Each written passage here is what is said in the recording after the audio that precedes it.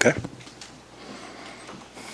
I know you moved on to the game prep, but real quick, how useful was the bye week just for you as a coach to go back and look at some specific things? We have two of them, and I think they're very useful just to really study yourself, study, when we talk about that, study your personnel. Are we playing the right guys? Are they in the right position?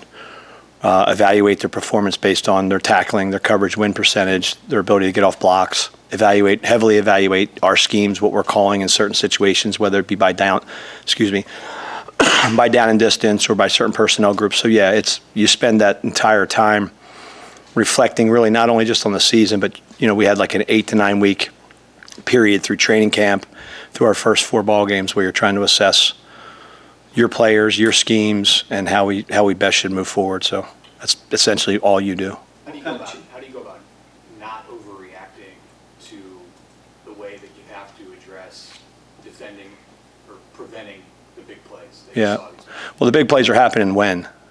In the run game. They're only happening in the run game. So it's very specific. It's not like they're running the ball for 50 yards and throwing the ball for 50 yards. So I think we have a good plan in terms of what we're doing when we think they're going to throw the ball.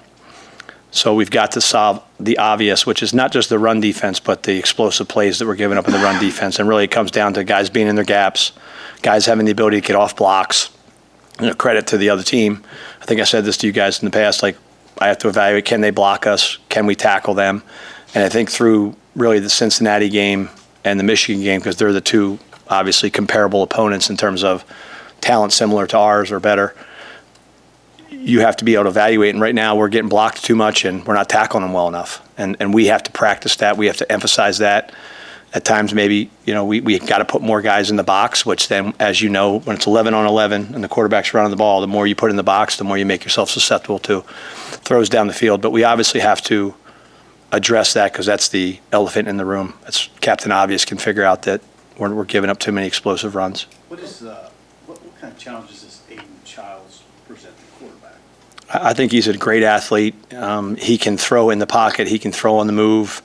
He can run design. They have the quarterback draws that we've seen, out of Cincinnati and that we've seen out of Michigan. They have the same exact structure that we've seen.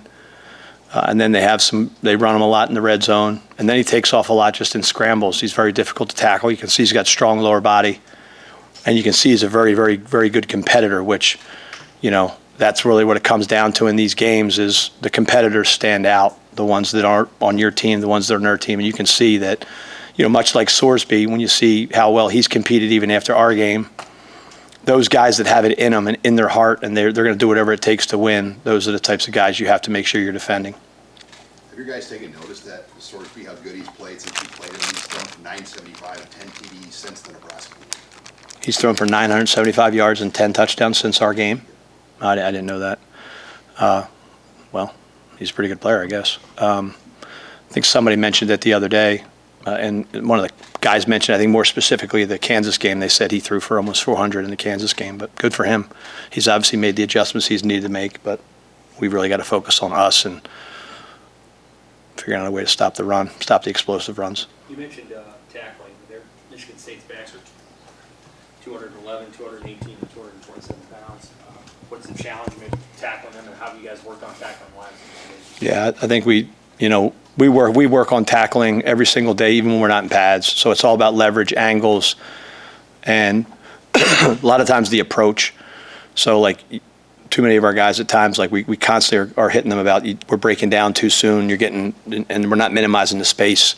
If you look at the big run that the running back from Michigan had the other day, Marquise was right there to make the tackle, but he broke down way too far. And what happens is you give an athlete a lot of space. He has the chance to make you miss inside or outside. So the next thing is we need to get more guys to the ball. So it's not just about one guy. Like if you look at that run, Marquise didn't make the tackle, but we have to get other guys getting off blocks. That was an 8-man front defense where we have every gap fitted.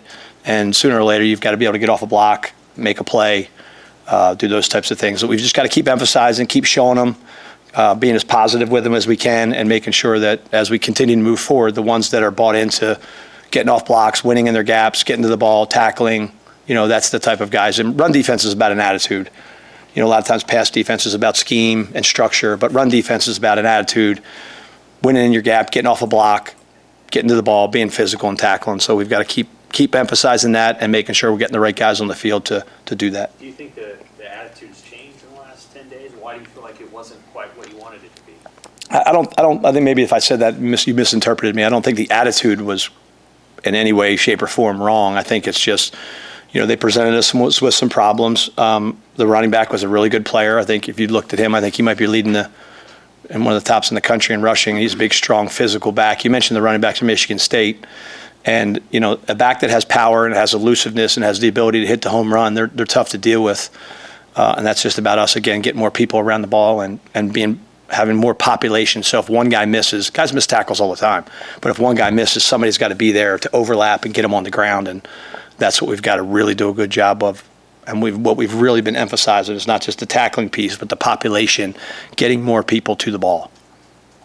Hey, Coach, with Malcolm's situation, how have you managed that on the back end? And guys like Rex and Donovan continue to get a lot of playing time with Malcolm's situation. Yeah, it's unfortunate with Malcolm right now. He's still trying to fight to get back on the field, and obviously he's made some big plays for us throughout his career last year and this year, specifically obviously in the Cincinnati game. But I think our depth in the secondary. You mentioned Rex. He's a developing young player that's playing a lot. You mentioned Donnie, a young player that's playing a lot and playing well for us. So that area really, while every area has to be an area of continued developing, we're not going to overreact and say because we're doing this in the run defense, we don't have to sacrifice time and let our pass defense and our pass rush falter. But, that's obviously an area of strength, both personnel-wise and, systematically. So it's not a concern for us. We're happy with those guys' development. We just got to keep bringing those guys along.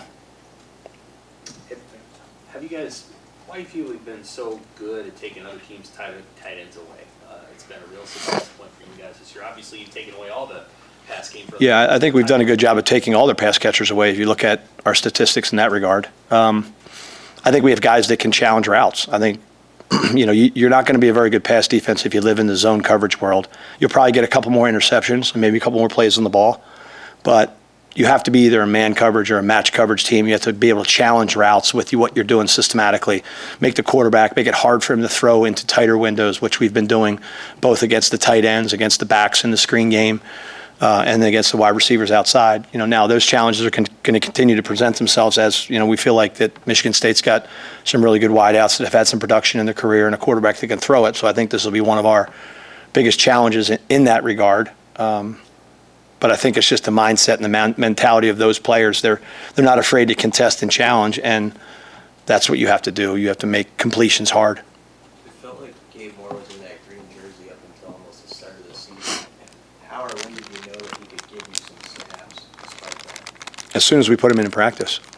He's a player that's clearly obvious.